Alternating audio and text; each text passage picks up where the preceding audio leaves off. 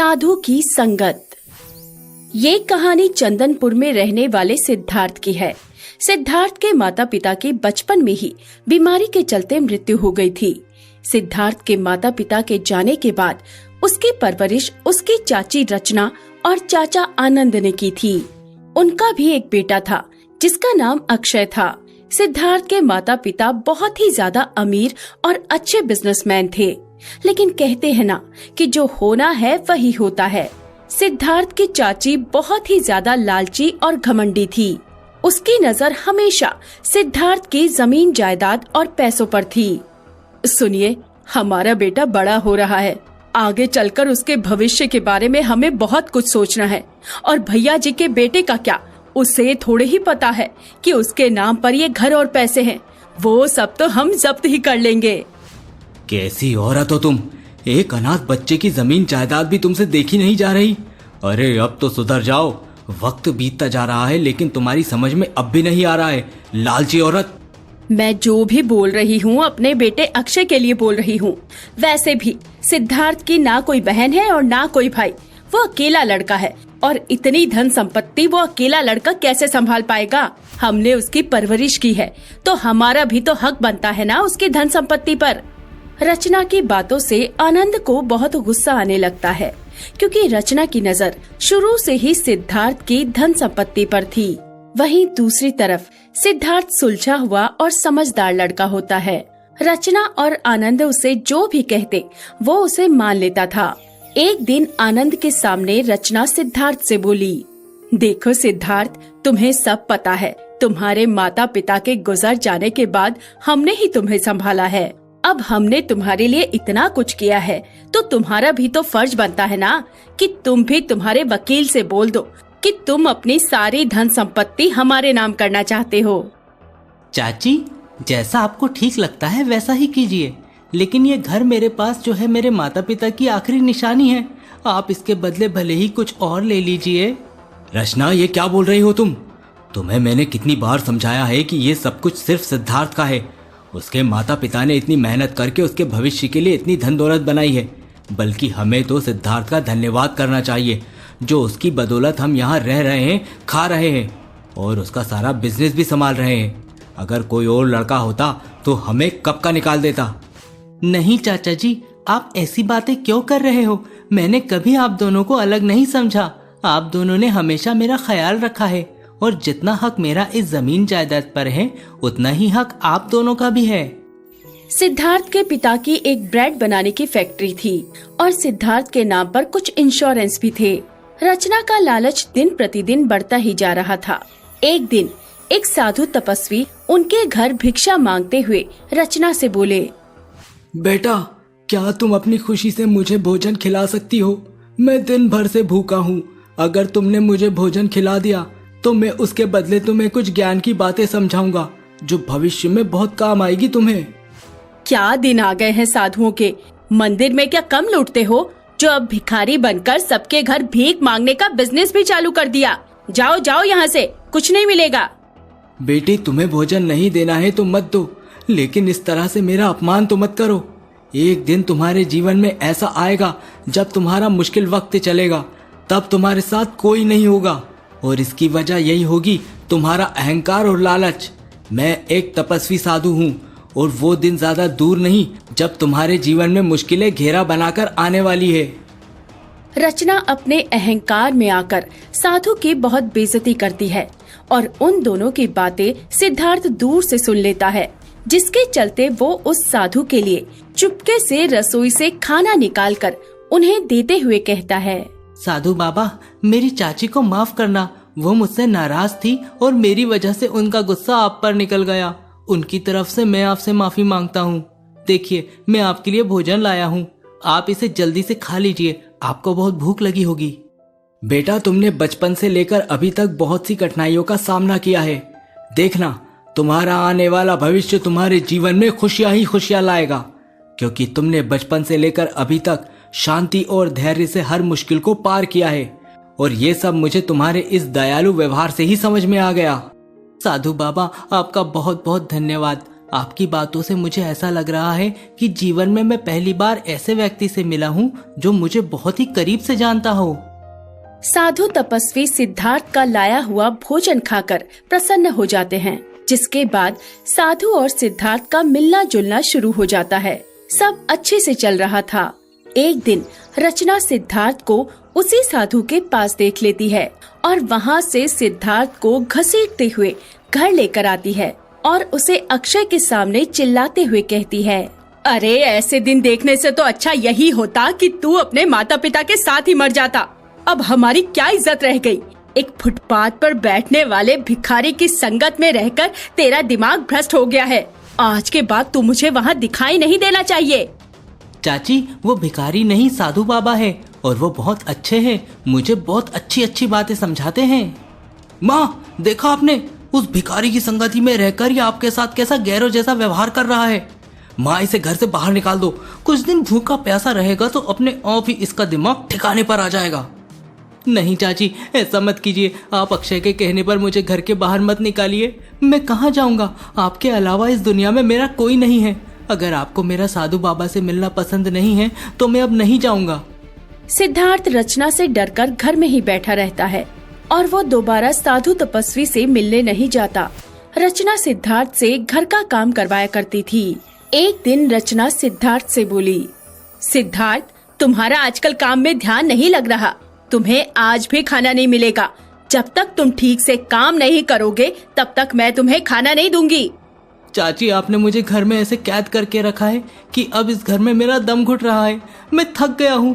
मन करता है कि घर से कहीं भाग जाऊँ। घर का काम करवा करवा कर मेरे साथ ऐसा मत कीजिए। माँ, जाने दीजिए ना इसे। वैसे भी इसके जाने के बाद हमें फायदा ही फायदा मिलने वाला है, क्योंकि इसका ये घर और सब कुछ हमारा हो जाएगा। मैं ऐसा बिल्कुल नहीं होने दूंगा, चाहे कुछ भी हो जाए। मैं अपने माता पिता का घर किसी को भी नहीं दूंगा। बहुत जुबान चल रही है तुम्हारी। अब तो तुम सच में निकल जाओ इस घर से। हमें तुम्हारी कोई जरूरत नहीं। रचना अपने घमंड और अहंकार में उसे घर से बाहर निकाल देती है, जिसके बाद सिद्धार्थ उदास होकर एक पेड़ के नीचे आकर रोने लगता है। तभी वहाँ पर वो साधु तपस्वी आते हैं। उन्हें देखकर सिद्धार्थ उनसे बोला, साधु बाबा, मैंने बचपन से लेकर आज तक कोई खुशी नहीं देखी, लेकिन जब से आप मिले हो मैं अपने आप को बहुत खुश महसूस करता हूँ। बेटा, अगर तुम मेरे साथ चलना चाहते हो तो चल सकते हो, लेकिन तुम्हें मेरे आश्रम में सारा काम स्वयं ही करना पड़ेगा। और हाँ, आश्रम में हर समय ज्ञान की बातें ही समझाई जाती है और तुम्हारी उम्र के जो भी वहाँ पर बच्चे हैं वह सब भी ज्ञान का पाठ पढ़ने और भविष्य संवारने के लिए आते हैं। मैं आपके साथ रहकर आपसे ज्ञान की बातें समझना चाहता हूँ जो मुझे भविष्य में काम आए। मैं अपना जीवन सुकून और शांति से बिताना चाहता हूँ। मुझे किसी भी चीज का कोई लालच नहीं है। साधु तपस्वी सिद्धार्थ को अपने साथ ले जाते हैं।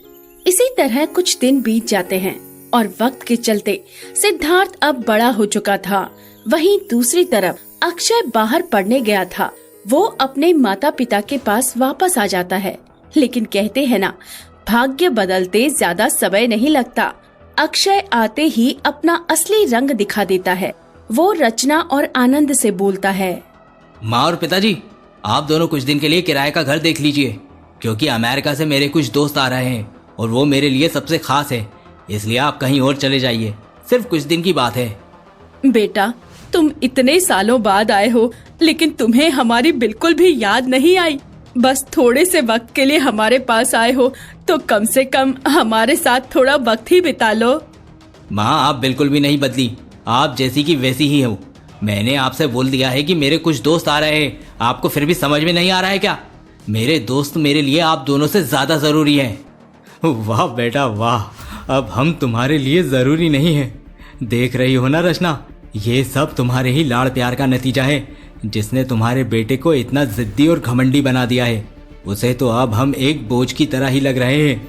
इसी तरह रचना और आनंद के बहुत मुश्किलों से दिन गुजरते हैं और वो वक्त भी आ जाता है जब अक्षय दोनों को घर से बाहर निकाल देता है।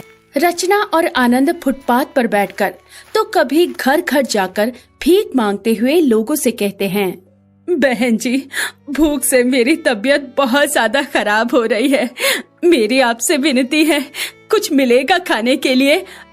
भले ही रात का बचा हुआ दे दीजिए। हमने अभी खाना खाया है, उसमें से थोड़ा सा हमारा झूठा बचा हुआ है। क्या तू हमारा झूठा खाना खा लेगी? और कल रात की सब्जी रोटी भी बची है।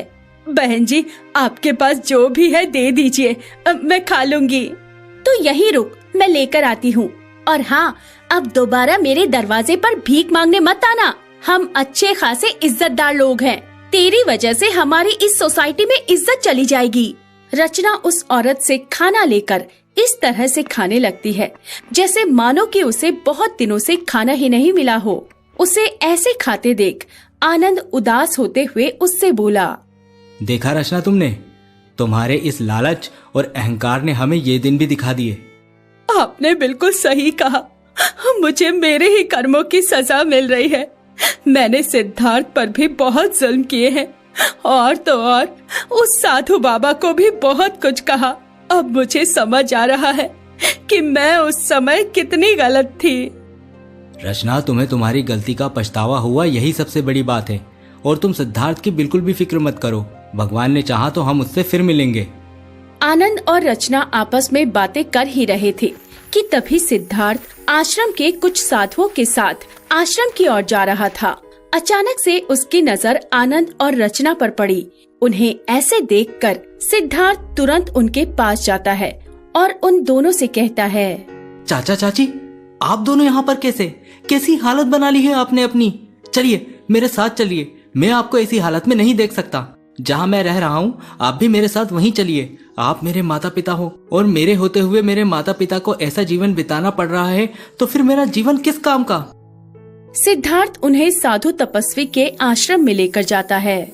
रचना साधु बाबा को देखकर बहुत शर्मिंदा होती है और झिझकते हुए उनसे माफी मांगती है।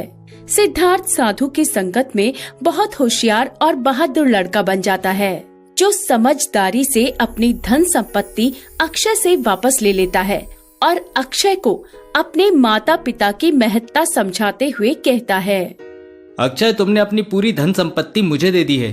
अब तुम अकेले हो, कहाँ जाओगे? तुम्हारे पास तो तुम्हारे माता पिता भी नहीं है। जाओ, तुम अपने दोस्तों के पास ही जाओ, वो ही तुम्हें रखेंगे जैसे तुमने उन्हें रखा था। अरे मेरे दोस्त मुझे क्यों रखेंगे? वो बहुत अमीर हैं, मुझे नहीं रख पाएंगे, और पता नहीं मेरे बारे में क्या क्या सोचेंगे। मैं नहीं जाऊंगा उनके पास। तुम अपने दोस्तों के लिए अपने माता पिता को दुख पहुंचा सकते हो, लेकिन अपने दोस्तों से मुसीबत में साथ नहीं मांग सकते। वाह अक्षय, बहुत अच्छी दोस्ती निभा रहे हो तुम। तुम्हारे माता पिता अब इस दुनिया में नहीं रहे, उनका एक्सीडेंट हो गया था। नहीं, ये नहीं हो सकता। मेरे माता पिता मुझे छोड़कर नहीं जा सकते। मैंने उनके साथ बहुत बुरा किया, उन्हें घर से बाहर निकाल दिया। हे भगवान, मुझसे क्या हो गया? सिद्धार्थ, मुझसे बहुत बड़ी गलती हो गई। अब मैं उन्हें कहाँ से लेकर आऊंगा? सिद्धार्थ कुछ देर अक्षय को पछताते हुए देखता है, जिसके बाद वो उसे रचना और आनंद से मिलवाने आश्रम लेकर जाता है। और उन दोनों को देखकर अक्षय बहुत खुश हो जाता है और उनसे माफी मांगता है। और उसी दिन से आनंद और रचना सिद्धार्थ को भी अपने बेटे की तरह प्रेम करते हैं और सब मिलजुल कर सुकून और शांति से अपना जीवन बिताते हैं। इसी तरह साधु ने सिद्धार्थ को सहारा देकर अपनी संगत में रखा और उसे ज्ञान की बातें समझाई। कहानी से सीख। इस कहानी से हमें ये सीख मिलती है कि एक साधु की संगत ही है जो गलत रास्ते पर चलने वाले व्यक्ति को सही राह दिखाते हैं। साधु वो व्यक्ति होता है जो सबकी मुश्किलों को हल करने का उपाय देते हैं और दुख मुसीबत में हमारा रास्ता आसान करते हैं।